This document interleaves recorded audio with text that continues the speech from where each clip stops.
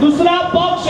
चैत्र मास की शुक्ल पक्षी त्रयोदशी के दिन 9 मास पूर्ण होने पर तथा 7वीं आधी रात होने पर अर्थात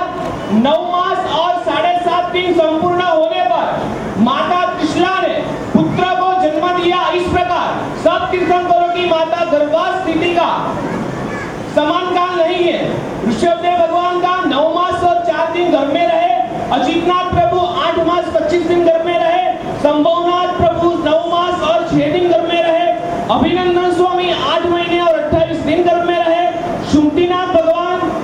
9 मास और 6 दिन घर में रहे, पद्मप्रभु स्वामी 9 मास 6 दिन घर में रहे, सुपार्श्वनाथ प्रभु 9 मास और 29 दिन घर में रहे, चंद्रप्रभु स्वामी 9 मास और 7 दिन घर में रहे, सूर्यनाथ प्रभु 8 मास और 26 दिन घर में रहे, शीतलनाथ प्रभु 9 मास और 6 दिन घर में रहे, श्रेयांशनाथ प्रभु 9 महीने और 6 दिन घर में रहे, वासुपूज्य स्वामी 8 मास और 20 दिन घर में रहे, विमलनाथ प्रभु 8 मास और 31 दिन घर में रहे, अनंतनाथ प्रभु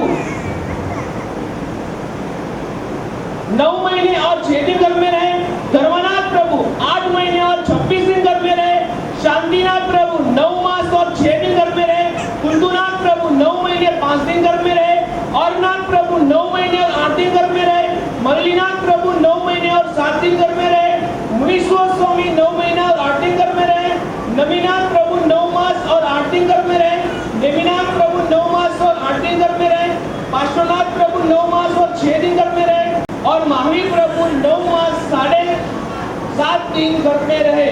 उस समय सब ग्रह उच्च स्थान में आने पर मेषादि राशि में रहे हुए सूर्याधिक ऊंचे समझना, उससे दशादि अंशों तक परम उच्च समझना चाहिए। उनका फल सुखी, भोगी,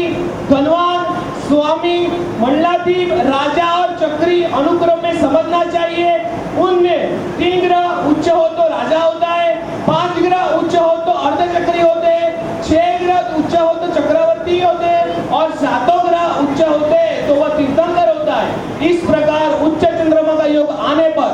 दिशाओं के सौम्य होने पर, अंतर आदि से रहित होने पर, क्योंकि प्रभु के जन्म समय सर्वत्र उद्योग होता है तथा रज दिग्धा आदि से रहित होने पर तथा काक, उल्लू, दुर्गा आदि के जयकारक शकुन होने पर तथा दक्षिणावर्त वाले अनुकूल सुगंधित शीतल चुकावा पृथ्वी को